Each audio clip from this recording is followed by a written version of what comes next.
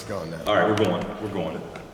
Gene, it was a little bit of a conversation after the game. The roughing the passer that Cedric Gray was called for. What was kind of your perspective on that, and just kind of what happened there? Yeah, that was tough. I felt like that was a really critical part of the game. Those are judgment calls, obviously, right? So, when you get to the roughing the passers and the targeting and things of that nature, there's always going to be, some people see it one way, some people see it another. But they made the call, and we have to live with that. We have to do a better job of when we get guys in those positions, making sure, because it was an effort play on his part. He was just really fighting, clawing, and scratching, and trying to get his hand up and knock the ball down. And so, we just got to teach from that clip, right? We got to teach, when you get into that position, how can we finish that better, and not put ourselves in a position to get a penalty. So it was tough. That could have been a huge part of the game in terms of going into halftime. But we got to teach and we got to learn from it. Is there any point in turning those into the league office, Gene? Is that?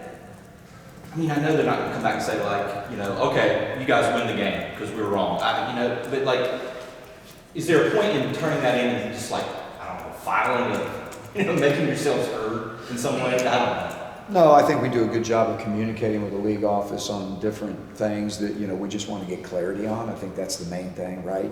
So they do a very good job of, if we reach out to them and say, hey, give us some clarity on this call. What could we have done better? How, tell us more about how this unfolds. They do a good job of that. And, in those exchanges, they happen with everybody. Everybody will communicate with the league office and say, hey, on these particular calls right now, just help us out. Let's teach our guys better. So it's not going to, give you any satisfaction or, with whatever their response is, one way or the other. You just really usually want clarity on it.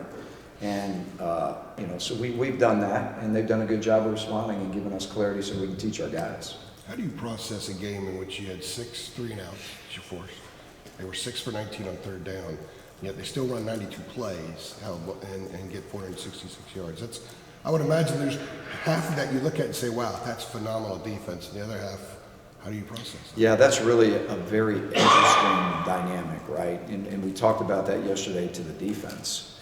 A lot of times you can read cold hard stats and they say one thing, but it doesn't always necessarily tell the story. The first thing I want to say is that I was extremely proud of the way our guys fought the entire game. They fought the entire game. It wasn't always pretty. We had our warts for sure, but we did do some things that we felt good about. And I think the first 6 possessions we were 3-and-out 4 times, and we were playing really hard. And we had some opportunities to get those turnovers. Maybe without that penalty. And we played better in the low red area when they were driving the ball down there, and we hadn't played great there the last several weeks, but we made some stops down there, right? We got a turnover down there that was huge. If you look at just the entirety of the entire game, there was a couple of drives there that just went too long, and it was mistakes on our part. When you start getting into 11-play drives, which they had 2 of those, you're taking the ball and you're limiting, the opportunities to give to your offense, which we have a great offense. So we have to do a better job of being more consistent and not giving those guys 11 and 12 play drives, and that's going to be the key to this week, right? We have to be able to try to get out and get some 3-and-outs. We have to be able to play good on third down, which we weren't perfect on third down, but when you're winning right around 70%. Of your third downs, I'll take that. So, they fought hard, they played hard. We weren't perfect, but there was times where we really executed well. But more than anything, just really proud of the effort and really proud of the resolve of our guys all the way through. Even when it didn't look good at the end, they were still playing. So.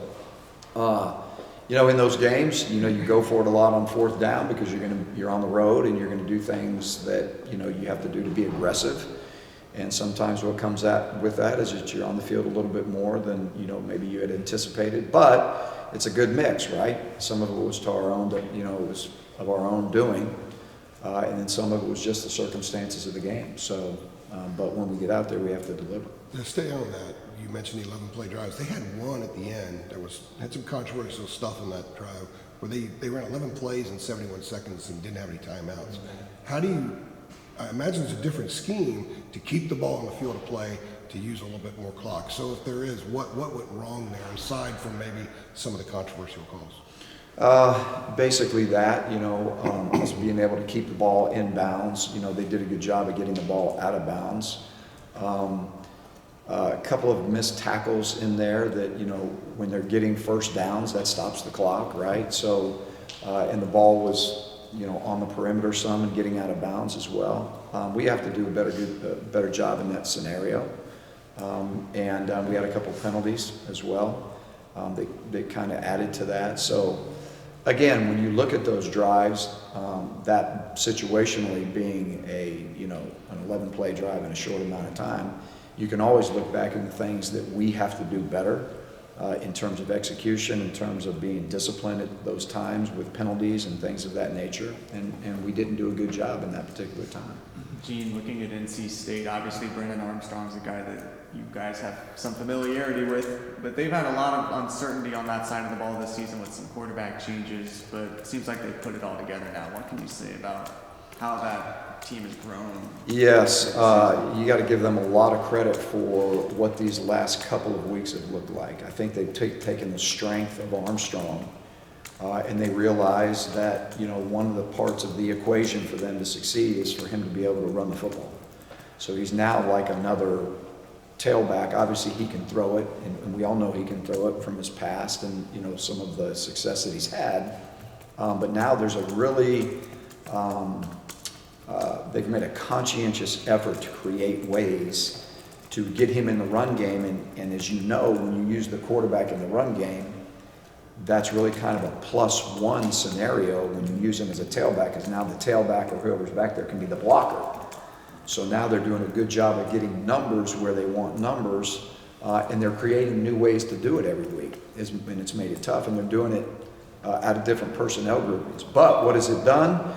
It's allowed them to get first downs. It's allowed them to have win the time of possession battle huge, just in getting first downs and methodically running the football. And he's not the only one that can run it, right? But the lion's share of what they're trying to do with him makes sense.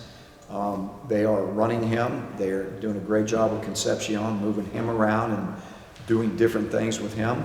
And they still have a pass game. Let's not forget that he can throw the football, and he's very good at it. So I think they've kind of found their niche. I think they've found what is really going to work, that plays great complementary football with their defense. And they've hit it on all strides. Is Anai their offensive coordinator? Is he a guy that you've met, coached against in the past? Yeah, no, I don't know him. I know he does a really, really good job. I've been very impressed in the last 2 days of watching the way this has evolved from, let's say, week 5, with the different quarterbacks in and out, and how that all unfolded, and then all of a sudden now it's back to Armstrong again. And the way they've changed a little bit on what they've done with him from the beginning of the season to the end, again, in the effort to win games, what works best with him and what is a very good defense as well. So they found it. They found their stride with it. They're having success with it, especially the last 2 weeks. If you look at the rush yards, I think Wake Forest was almost 200, and then last week was 200 plus. So really, it's challenging for sure. I was going to ask you, in looking at the state offense and video and tape, I mean, how many times does 10 show up in the big plays? Yeah, 10 is a really, really good player. I mean, he's a young guy. You can tell that they have said, hey, we're going to find ways to get you the ball, and it's going to be multiple ways to do it. I think they do a great job of moving him around to different places. Sometimes he's a running back, sometimes he's a wideout, sometimes he's a jet sweep guy. They can use him in gadget plays, but he can go down in the backfield as a tailback and get downhill tough yards. So he's a very multiple guy. And they do a great job of moving around. You can't always tell where he is. You have to always be aware of where he is, but you never know where he's going to line up. He could line up starting here, and then he ends up in the backfield. Starting in the backfield, and he ends up over here. So, but he's a really good football He player. threw a touchdown pass. He's pretty much done it all. You've hit on this already a little bit, but when you're scouting against Brennan, it seems like he's a totally different player these past 2 weeks than the beginning of the year when he was starting. Can you even consider or look at much of the tape that he had early on in the season versus these last 2 weeks where, like you said, they're using him in different ways? It seems like he's kind of more comfortable in the offense now.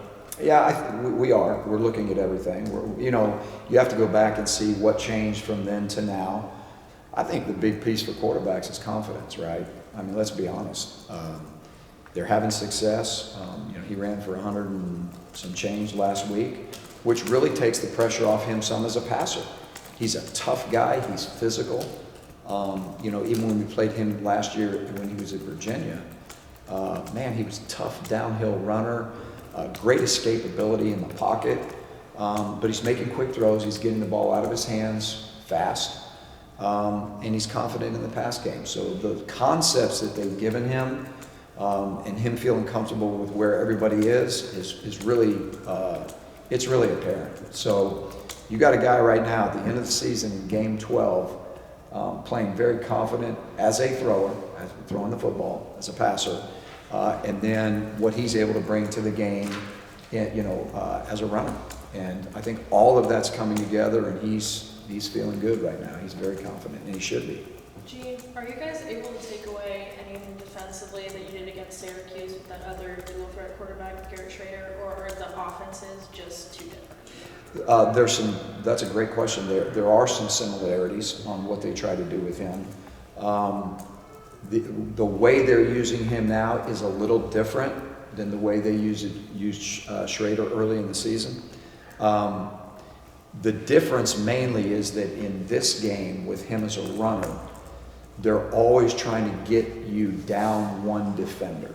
So they have one play working this way with him on the option to keep the ball and run another play in the opposite direction, which splits the defense apart. And now you have to make sure you have numbers over there, which Saturday against Virginia Tech, they did a great job of getting what we call +1 on one side where everybody's blocked and now somebody has to come off a block and make the tackle to tackle the quarterback. You don't ever want that. You always want to have enough guys to take on the blocks and then another guy to fit the quarterback. But that's the strains of what they make you do right now. And so that's where it's a little different than Syracuse. It wasn't quite like that for him.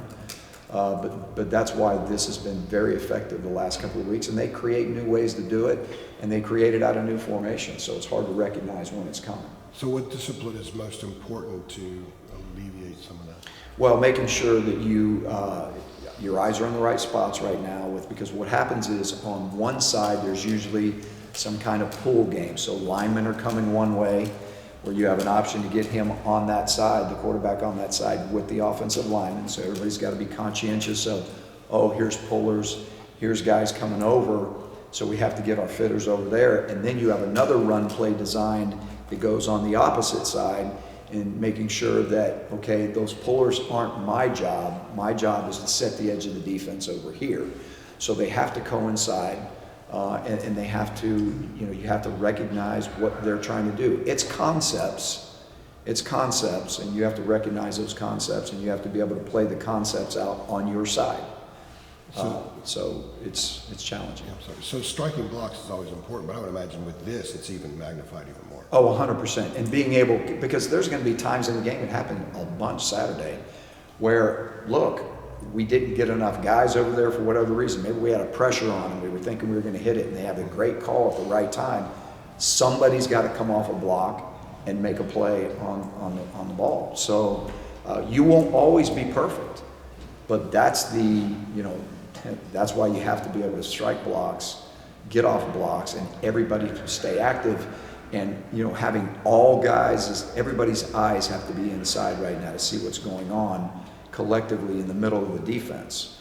But sometimes when that didn't happen Saturday, there were big plays on it. Gene, you had the good line when you came back to coaching that you had to clear it with your wife first, and you guys talked about it over the breakfast table or whatever it was. It was a very nice anecdote.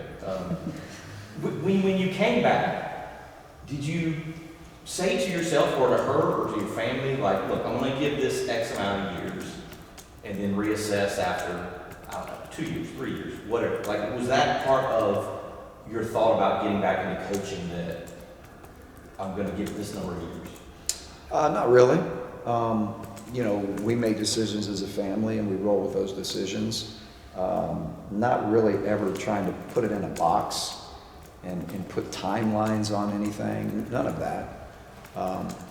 We do what we feel is best, and when we took this 2 years ago, we were taking it for the long haul. So we don't really think that way. We've had a lot of success and a lot of fun here in the last 2 years. So you know, this is what we want to do. I asked because, you know, last time was the 2 year thing and you were gone, so. Right. Yeah, again, we don't ever kind of think that way. We just make decisions and go with them and see where life takes us, for sure. Good time for one. Gene, on the depth issue, it looked like Maury Campbell flashed, I think he got 3 snaps, made a good play earlier, and he didn't really get back out there. Came in 90 snaps, said all them 90 snaps.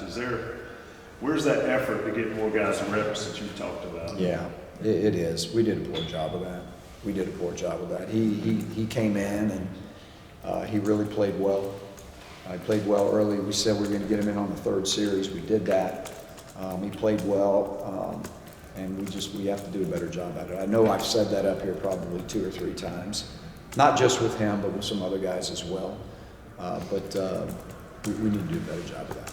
What's the mechanism as far as, I know it's hectic and everything's going on, but who says 17 get in? You know, how does Well, I have to be conscientious of everybody, and you know, I have to be conscientious of the reps during the game. You know, so everything starts with me, just being, you know, cognizant of who's playing how many snaps, and we do talk about that depth-wise. You know, the hardest thing is as the games rock on and they're close, and you know, and you're always wanting to get your best guys out there, but as we know, you know, your best guys out there might not be your best guys at the end of the game if they've played that many snaps, and we know that. And so we can do a better job of that. Ultimately, it falls on me, but collectively, you know, everybody's got to be involved in it. Was there a reason LaValle got in there and said got poked in the eye, or was that just somebody thick and grabbed him and threw him in there? Like, was that a reward for No, him? we don't just grab dudes and throw them in. He's a guy that I feel like is really come on the last few weeks, because what happened was he was hurt in fall camp. And we had really planned on repping him and see if we could really develop him so that mid-year, you know, he could be a guy that could be ready to go. And then we lost a ton of reps with him, you know, from, I think, fall camp all the way through, I don't know, probably 5. And he didn't enroll early either. No, Yeah, no, he got he it came in the summer. summer, and that was a big deal because he wasn't in spring practice. But we know he's a very talented guy, and what we've seen is that we've repped him a lot the last couple of weeks in practice, and he's shown a lot of improvement. And he's starting to catch on to all the things that you have to be productive at in the defense. And so when that happened, it was a no-brainer. I mean, he had been working with Sed all week. Literally, Sed had been coaching him all week on the reps where Sed wasn't in there. I mean, he followed him around and he coached him on everything. And we think he's going to be a really, really good player, but that was strictly by design. All right. All right, guys. Thanks, Thanks,